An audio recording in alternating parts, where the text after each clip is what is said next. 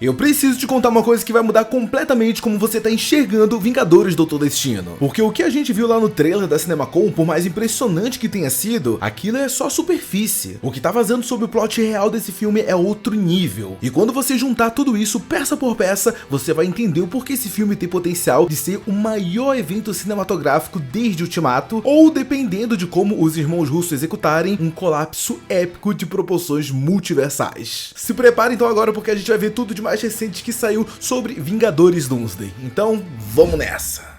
Eu sou Eric Brelais, sejam muito bem-vindos a mais um vídeo. E bom, antes da gente entrar no que vazou, eu preciso contextualizar de onde essas informações estão vindo. Afinal, o que começou a chamar bastante a nossa atenção dessa vez foi justamente a quantidade de fontes diferentes apontando para a mesma direção. E tudo isso vem de uma compilação de informações trazidas por insiders e por portais que tem muita credibilidade dentro desse meio. O principal deles é o My Time do Chile Hello, que hoje facilmente é um dos insiders mais ativos quando o assunto é o MCU. Além dele, também teve o Comic Book Movie, que publicou uma análise completa da possível história do filme. O The Direct também reuniu os 7 maiores spoilers que já estariam circulando entre os insiders diferentes, e o Insider Majetic até trouxe detalhes específicos sobre aquela suposta cena do Thor em Valhalla. E o mais curioso, como vocês perceberam, é justamente isso. Essas fontes, elas não vêm de um lugar só, elas são várias fontes diferentes, que quando a gente junta, a gente percebe que eles estão trilhando o mesmo caminho. E quando isso acontece, normalmente significa uma de duas coisas. Ou alguém acabou inventando uma mentira tão grande que ela acabou saindo do controle, ou realmente saiu informações que estão circulando dos partidores da Marvel e que não tem como controlar. Tudo bem que, quero deixar bem claro, gente, nada disso é oficial. A Marvel, ela não se pronunciou sobre isso, ela se mantém em silêncio. Só que, como eu disse ainda agora, tem tanta coisa saindo que junta tudo e parece que forma uma história que a gente olha e fala, meu, isso não é coincidência não. Beleza, mas como eu sei que você não aguenta mais esperar, bora falar do que realmente vazou. O filme aparentemente já começa daquele jeito que faz a sala inteira ficar em silêncio, porque a gente não tem o Doutor Destino, não tem os Vingadores, não é nem mesmo no universo principal da Marvel que o filme começa. Segundo os vazamentos, na verdade, o Vingadores Doomsday abriria com o universo do Homem-Aranha do Tobey Maguire. E se prepare porque aqui a gente vai ver muito macho chorando, hein? O Peter do Tobey estaria no meio de um confronto contra o Deadpool e o Wolverine do Hugh Jackman. Só que não é uma batalha aleatória jogada só pra ser fanservice, não. De acordo com o My Time to Chile Hello e informações publicadas pelo Comic Book Movie, o Fera estaria enviando o Deadpool e o Wolverine para esse universo, carregando um dispositivo capaz de apagar aquela realidade inteira, praticamente igual a TVA fazia quando ela podava as linhas do tempo. E isso só estaria acontecendo porque a situação ela acabou chegando num nível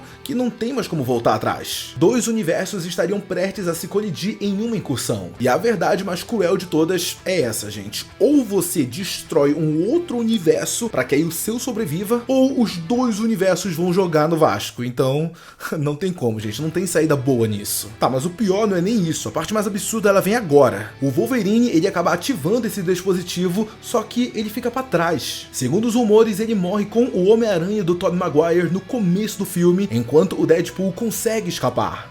E o mais bizarro é que o Professor Xavier estaria observando tudo de longe, assistindo mais um universo inteiro desaparecer na frente dele. Vocês entenderam isso que eu tô falando? Gente, o que a gente tá falando aqui é só a abertura do filme.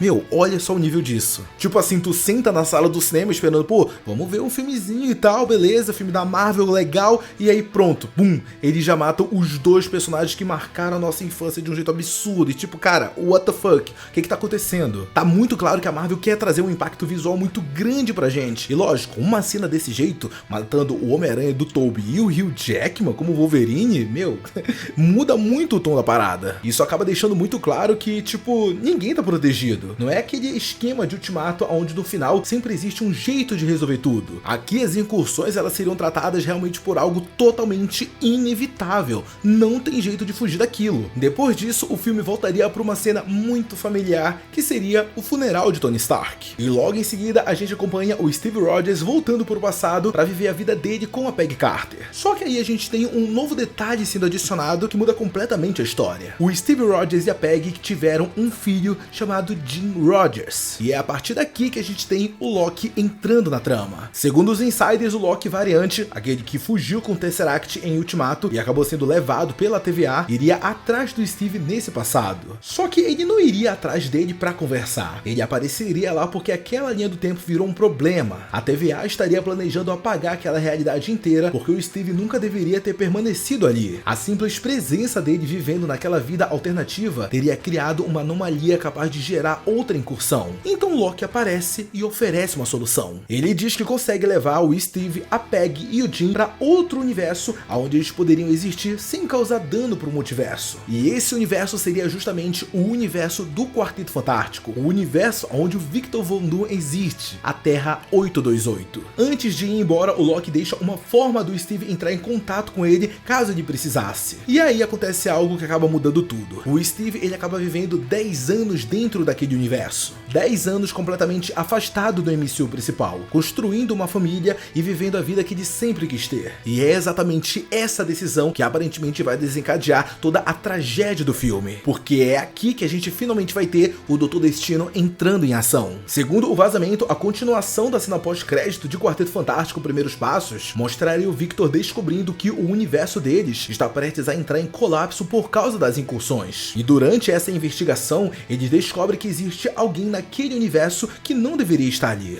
que no caso é o Steve Rogers. Só que aí é que vem a parte interessante, porque inicialmente o Destino ele não apareceria como um vilão. De acordo com Crypt HD Quality, ele se apresentaria como um aliado, um cara desesperado tentando salvar a realidade, um lobo em pele de cordeiro, como o Insider descreveu. Isso combina muito com o personagem, porque o Victor Von Doom ele nunca se enxergou como um vilão nas HQs. Na cabeça dele, ele sempre é o cara que tá fazendo o necessário. Então ele convence o Steve a voltar para o universo principal, o 616, para reunir os heróis em torno de um plano que teoricamente impediria as incursões. E esse plano, gente, uau, é gigantesco. O que eles querem fazer é construir estruturas gigantescas para que quando os universos forem se colidir, isso não aconteça. Então os heróis eles começam a se dividir em equipes, viajando entre diferentes realidades, tentando impedir o colapso do multiverso. E é aqui que a gente tem um dos momentos mais importantes do filme, porque a gente vê o Steve e o Thor juntos novamente. Só que dessa vez eles estão numa missão para encontrar o Loki e a TVA. Só que quando eles chegam na TVA, todo mundo já tá morto. Segundo os rumores, o Doutor Destino massacrou a TVA inteira e não só isso. O Loki variante teria sido assassinado de uma forma brutal, com o coração arrancado. E isso acontece porque o Victor ele precisava dos poderes dele. Ele queria a habilidade de controlar o tempo e manipular o multiverso que o Loki desenvolveu ao longo da série. E é nesse momento que a gente vê o Steve Rogers entendendo toda a verdade. O Destino ele nunca quis impedir as incursões, ele queria deixar que elas acontecessem, porque o real objetivo dele seria construir a existência inteira do zero depois que os universos fossem destruídos. Um mundo criado à imagem dele, o Battle World. E é aqui que a gente descobre um negócio que de verdade, galera, eu gostei demais, porque é exatamente nesse ponto que a gente vê o que transforma o Doutor Destino num vilão incrível e não mais um vilão genérico. E eu digo isso porque, de acordo com os vazamentos, o Victor ele teria uma esposa e também um filho. Só que os experimentos que ele começou a fazer tentando salvar o universo acabaram dando errado. A família dele morreu nesse processo e ele acabou ficando desfigurado. E na cabeça dele tudo isso aconteceu por causa do Steve Rogers, porque a presença do Steve no universo 828 teria iniciado toda a reação em cadeia que levou às incursões. Ou seja, na visão do Doutor Destino, o maior herói da Marvel destruiu a vida dele tentando ter um final feliz. E, gente, nossa, isso, narrativamente falando, pô, é muito bom. Porque isso acaba pegando o Capitão América e transformando ele numa tragédia ambulante sem nem ele perceber. Tá, mas agora chegamos no momento que, sem dúvida, é um dos momentos mais pesados de todo o vazamento. Victor leva o Steve até o castelo dele na Latvéria, revela seguidores mascarados, manipula emocionalmente o Capitão América usando alguém disfarçado de Peggy e mata o Jim. Sim, o filho dele. Gente, se isso acontecer no cinema, eu já digo aqui, a Marvel não tá pra brincadeira. Eles vão matar o filho do Steve Rogers na frente dele. Tipo, gente, isso passa muito do nível que a gente tá acostumado em ver nos filmes da Marvel. Eu não sei se a Marvel iria por esse caminho, sendo bem sincero, por causa de todo o histórico e tudo mais. Mas se realmente o que eles querem fazer nesse filme é impactar a gente, impactar os heróis, fala que esse vilão é o mais brutal de todos, a linha é mais ou menos essa mesmo. E bom, eu acho que eu não preciso nem dizer que a partir desse momento, a máscara do destino meio que não existe mais. O Thor já teria avisado aos outros heróis sobre quem o Doutor Destino realmente é. Então, começa a batalha final. Vingadores, Quarteto Fantástico e X-Men, todo mundo indo para Latvéria enfrentar o Victor Von Doom. E aí temos uma cena que provavelmente é uma das mais absurdas do filme, que é onde a gente vai ver o Thor se ajoelhando e fazendo uma oração pro Odin e o Odin respondendo. Segundo os insiders, um exército inteiro sairia de Valhalla para lutar ao lado dele. Heimdall, Jane Foster, os Três Guerreiros e até o Loki original, aquele mesmo que morreu em Guerra Infinita tentando matar o Thanos. Não o Loki da TVA, o Loki real. E tipo, gente, imagina o peso disso. Afinal, esse seria literalmente reencontrar o irmão que morreu nos braços dele. Só que apesar disso ser tudo muito lindo, no final, eles perdem. A incursão final ela começa, os universos entram em colapso e tudo começa a desaparecer. Mas adivinha só quem sobrevive? Pois é, o Doutor Destino. Usando os poderes roubados do Loki, ele cria o Battleworld, um universo construído a partir de restos de todas as realidades destruídas. Ele ressuscita alguns heróis mortos e apaga a memória de todo mundo. E ele transforma aquela realidade em um reino totalmente controlado por ele. O filme terminaria com Victor sentado no trono como o Deus Imperador Destino.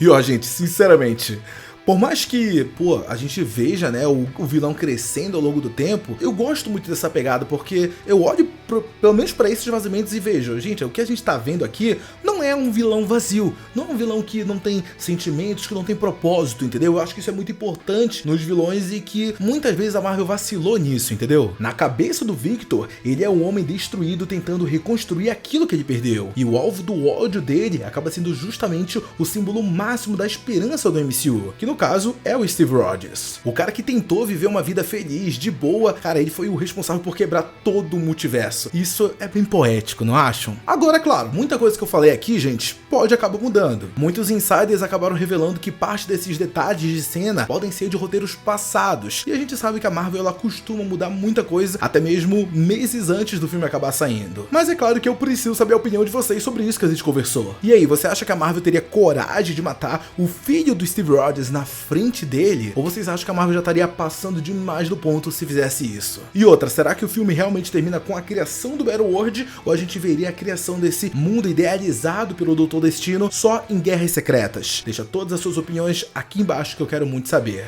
Um beijo, um abraço e até o próximo vídeo. Tchau!